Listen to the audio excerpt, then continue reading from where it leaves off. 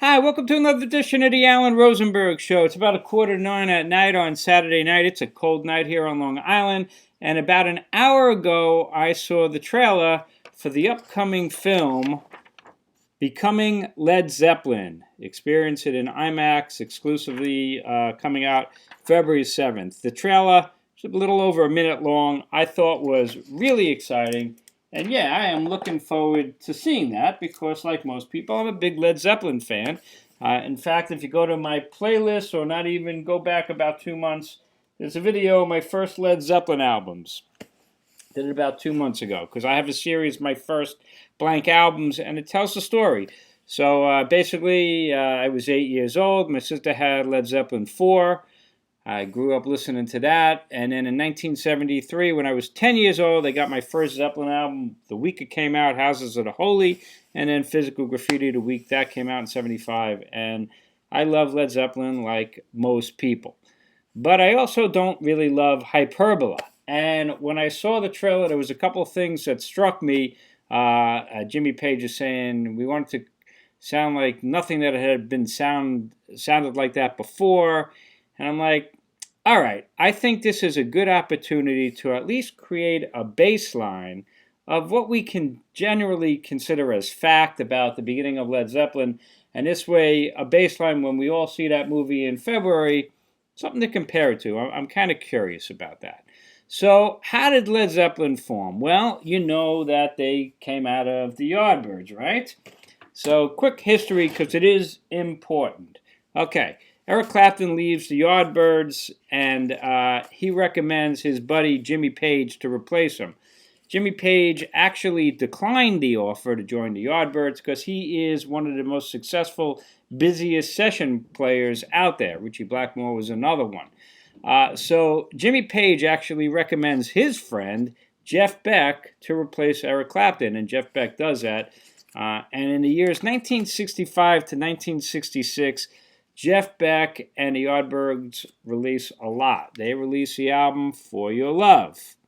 And as you can see, I'm a Yardbirds fan, right? Then they did Having a Rave Up with the Yardbirds. And what else did they do? They did, the Yardbirds, a lot of people know it as Roger the Engineer. These are great classic Yardbirds albums, and they feature Jeff Beck. In the United States, they released that as Over, Under, Sideways, Down. Yep, I'm a big Yardbirds fan, as you can tell. So that is the Yardbirds with Jeff Beck, okay, who had replaced Clapton 65 to 66.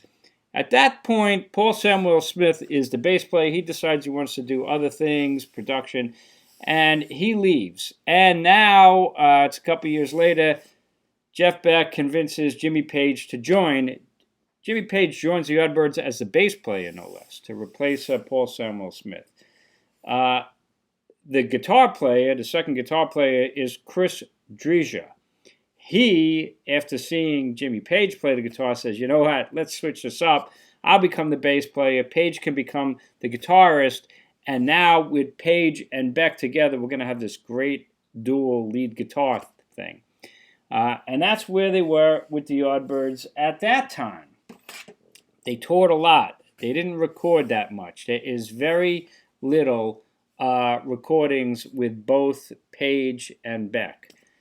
Beck, difficult personality. They're on tour. At some point, he leaves the tour mid-tour, and Jimmy Page becomes the sole guitarist of the Yardbirds. Okay? At this point, he's starting to experiment, stuff that you later see in Led Zeppelin. For instance, he starts using the violin bow on his electric guitar, which was a Fender at that point. He's also using various effects, fuzz effects, things like that. He even starts doing a version of Dazed and Confused in the Yardbirds with the violin. We'll talk about Dazed and Confused in a little bit. They also bring in a very powerful man, a very powerful manager, Peter Grant, who is now going to be the manager of the Yardbirds, as well, of course, becoming really the fifth member of Led Zeppelin as Led Zeppelin's manager. They do one last studio record with the Yardbirds, and it's what they call Little Games, but it is a bust. It's a commercial failure. It doesn't do anything, and the Yardbirds are really starting to sink. Well, let's go to Jeff Beck now. Jeff Beck, remember, leaves the Yardbirds. What did he wind up doing? So he leaves the Yardbirds. He's in the Yardbirds from like 65, 66. So what does he wind up doing? Well, he forms his own group, which is called the Jeff Beck Group, a legendary band at that time. And in fact, that band has got, and I'll show you, here's the album Truth. Get the part of the title of this video, Truth. Who's in the Jeff Beck Group? Well, you got Rod Stewart on lead vocals. You got Ronnie Wood on bass. You got Jeff Beck, of course, on guitar. He's the leader. And you got Mickey Walla on drums and guests. And in fact, if you look on the guests, who do you see? You see Jimmy Page, and you also see John Paul Jones. So they're helping with the recording of Truth. Interesting, you'll see. Keith Moon also plays on Beck's Bolero, which is a song on this album, an instrumental, that's written by none other than Jimmy Page. There is a relationship between Jeff Beck and Jimmy Page.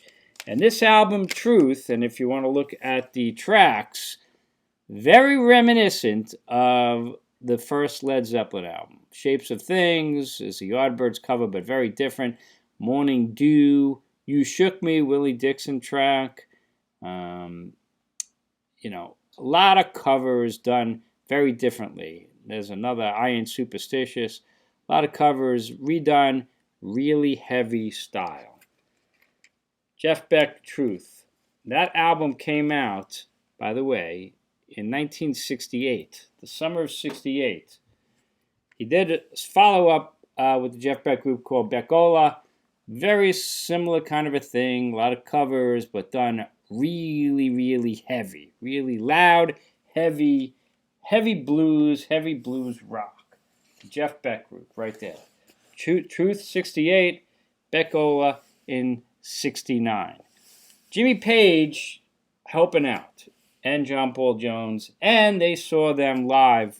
Jimmy Page saw them live supposedly multiple times on their tour. Why am I mentioning this? Well, because after now you have Page running the Yardbirds with Peter Grant, this album stiffs. Keith Relf and Jim McCarty leave the band. Keith Relf, the singer, but shows are booked in Scandinavia, and Page and Driha, the two remaining members, they still want to pursue it. So they decide to bring in Terry Reid to replace Keith Relf on vocals. Terry Reid says not interested, doesn't want to do it. He recommends his friend Robert Plant. They want to bring in Procol Harum's drummer, B.J. Wilson. He declines as well. Plant says, I know this great drummer. My buddy John Bonham will bring him in. Okay. Eventually, shortly after Driha bows out as the bassist, Page says, well, let me bring in my session buddy, John Paul Jones. Great, John Paul Jones agrees, and they continue the tour in Scandinavia, and they go out as the new Yardbirds. But now you got the four members of Led Zeppelin. After the tour, they come back. They're hanging out with Keith Moon, John Entwistle, The Who. They make a joke, your new band's going to go down like a lead balloon, and they change the name to Led Zeppelin, and there is Led Zeppelin starting out right there. Okay, Led Zeppelin now goes into the studio in 68. After that, comes out, and they record their debut album really, really quickly. It's financed by Page and Peter Grant, the manager. They spend supposedly less than 40 hours recording their debut album, the thunderous Led Zeppelin album, right? They wanted a huge sound. It's produced by Jimmy Page. He gets sole production credit on the album. And this is the track listing of what it looks like. Now, also, again, they went for a huge live sound. Uh, they record the album. There's the tracks on what is the album. But Peter Grant makes a deal already with Atlantic Records for what's a record-breaking advance, about $150,000 in 1969 money, was well over $1 million now. So at that time, it was like the biggest advance of all time. So Atlantic is totally back in Led Zeppelin. And let's look at the tracks. You got Good Times, Bad. This is the first pressing, by the way, which I don't have on vinyl. You got Good Times, Bad Times, which is that amazing opener, an original. Strangely, they really didn't perform it live very often. And that is credited to the band.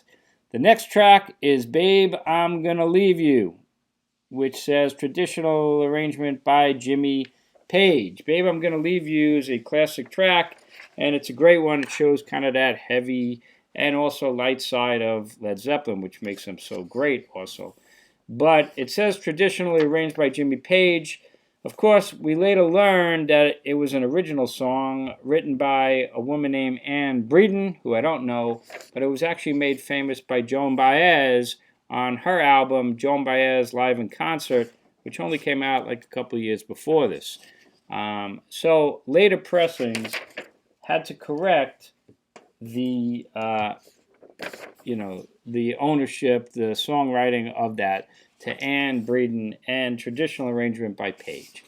Next up, You Shook Me, a really heavy version of Willie Dixon that is incredibly similar to the same version on the Jeff Beck album that came out the year before, and Jeff Beck was not happy about that. Next up, Dazed and Confused, apparently written by Jimmy Page. Jimmy Page original. Well, except until Page was sued by the actual songwriter, a guy named Jake Holmes, who had released his own version of it, but he was virtually unknown. But he released his version only a couple years before in 1967. And of course, Page had been playing that with the Yardbirds beforehand, including the violin trick. All right, next up, side 2, Your Time Is Gonna Come, a song written by Page and Jones. It's an original, and there's a nice John Paul Jones organ solo in there. And that fades into Black Mountain Side, which says Jimmy Page track. Except Black Mountain Side is really an instrumental that, let's just say, is heavily influenced by a Bert Jansch arrangement of a folk song called Black Waterside. And back in those days, everybody knew who Bert Jansch was, an incredible guitarist. So Black Mountain Side, well, is it really a Jimmy Page song? Certainly heavily influenced by Bert Jansch. All right, next up, Communication Breakdown. There's a true original right there. Another massive Zeppelin powerhouse. That's an original composition. Then you get I Can't Quit You, Baby, which is now another Willie Dixon cover on the album, similar to Jeff Beck. Truth album right there. And then it ends with How Many More Times, which is another band composition. Well, except that it is clearly based on an old Howlin' Wolf song, How Many More Years, instead of How Many More Times. Of course, Page changed it. He puts in a huge, heavy riff, and they put in a really big jam. But it's definitely influenced by that Howlin' Wolf song. So really, in my mind, this whole album, if somebody wasn't looking, would think it's pretty much an all-original album. In actual fact, there's really, three completely original songs, and then heavily influenced other songs. And Zeppelin has had that kind of issue that's been brought up. And then eventually they get sued, and then they did change. So here's their remastered deluxe edition. And then here you can see, where they updated, right there. They updated the songwriting credits to a certain extent, but not completely. So that is the story with the first Led Zeppelin album. Of course, It was huge. It hit number 10 on Billboard, which was a big deal back then on their first album. And then, went gold instantly and sold probably tens of millions of copies by now. And is a legendary album, inducted to the Grammy Hall of Fame, one of the greatest, most important albums of all time. Definitely demonstrated the early production capabilities of Jimmy Page and the power of Led Zeppelin, that's for sure.